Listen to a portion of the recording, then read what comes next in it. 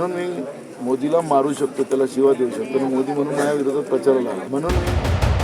म्हणून मी मोदीला मारू शकतो, त्याला शिवा देऊ शकतो आणि मोदी म्हणून माझ्या विरोधात प्रचाराला आला. नमस्कार, मैं हूं जितेंद्र दीक्षित. महाराष्ट्र कांग्रेस के प्रमुख नाना पटोले फिर एक बार अपनी जुबान की वजह से विवाद में हैं.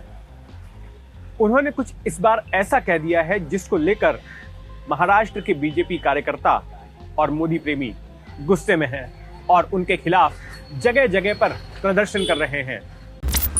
सोमवार के दिन नाना पटोले महाराष्ट्र के विदर्भ में भंडारा इलाके में थे. वहां स्थानीय लोगों से बातचीत करते हुए नाना पटोले ने यह कह दिया कि वो मोदी को मार सकते हैं और उन्हें गालियां दे सकते हैं. उनके इस बयान का वीडियो वायरल हो गया और जिसके बाद बीजेपी की ओर से तीव्र प्रतिक्रिया आने लगी.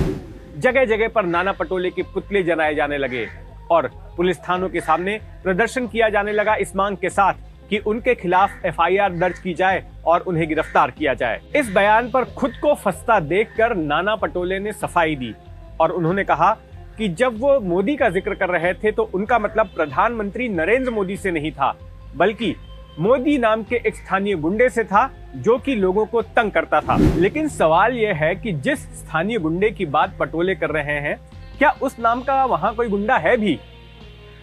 जब स्थानीय पत्रकारों ने पड़ताल की तो पता चला कि इस नाम का कोई गुंडा ही नहीं है. वैसे नाना पटोले सबसे पहली बार चर्चा में प्रधानमंत्री नरेंद्र मोदी से भिड़ंत के कारण ही आए थे. 58 साल के नाना पटोले का सियासी करियर हमेशा चर्चा में रहा है. 1999 से लेकर साल 2014 तक पटोले लगातार 3 बार चुनाव जीतकर विधायक रहे. साल 2014 में उन्होंने बीजेपी के टिकट पर भंडारा गोंदिया सीट से चुनाव लड़ा और एनसीपी उम्मीदवार प्रफुल्ल पटेल को 1.5 लाख वोटों से हराकर सांसद चुने गए. लेकिन बतौर सांसद वे ज्यादा दिन टिके नहीं. उन्होंने पीएम मोदी की कार्यशैली के खिलाफ बिगुल बजा दिया. पटोले का कहना था कि मोदी अपनी पार्टी के सांसदों के साथ अपमानजनक व्यवहार करते थे. इसके बाद उन्होंने सांसद के पद से और बीजेपी से इस्तीफा दे दिया.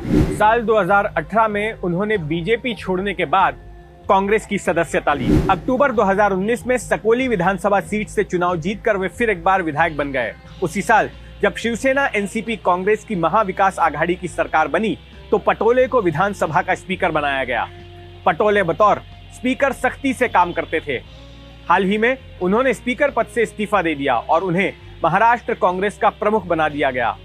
इस पद पर आते ही पटोले ने ठाकरे सरकार की सहयोगी पार्टियों पर निशाना साधना शुरू कर दिया. पटोले के आक्रामक तेवरों ने सियासी हलकों में ये चर्चा छेड़ दी कि क्या कांग्रेस ठाकरे सरकार से समर्थन वापस लेना चाहती है. पटोले के एक बयान से उस वक्त भी विवाद खड़ा हो गया जब पटोले लोनावाला में अपने पार्टी कार्यकर्ताओं को संबोधित कर रहे थे. वहां पटोले ने कहा कि सीएम उद्धव ठाकरे और उप मुख्यमंत्री अजीत पवार मेरी निगरानी कर रहे हैं. उन्हें पता है कि मैं क्या कर रहा हूं. पटोले का कहना था कि ऐसा इसलिए किया जा रहा है क्योंकि एनसीपी और शिवसेना डरे हुए हैं. कांग्रेस जमीन पर ताकतवर हो रही है. पटोले ने अजीत पवार पर निशाना साधते हुए ये भी कहा कि वे पुणे के प्रभारी मंत्री हैं, लेकिन कांग्रेस के कार्यकर्ताओं का काम नहीं करते. उन्होंने कार्यकर्ताओं से अपील की कि वे अपना गुस्सा सहेज कर रखें ताकि पुणे में कांग्रेस का प्रभारी मंत्री आ सके. जब पटोले के इस बयान पर विवाद हो गया तो उन्होंने कहा कि उनके बयान को गलत संदर्भ में लिया गया.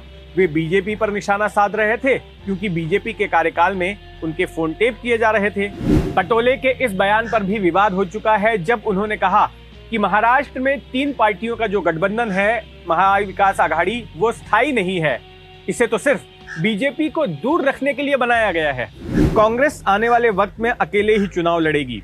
दूसरी तरफ पटोले के बयानों को ना तो उनकी पार्टी के दूसरे नेता गंभीरता से ले रहे हैं और ना ही शिवसेना और एनसीपी के.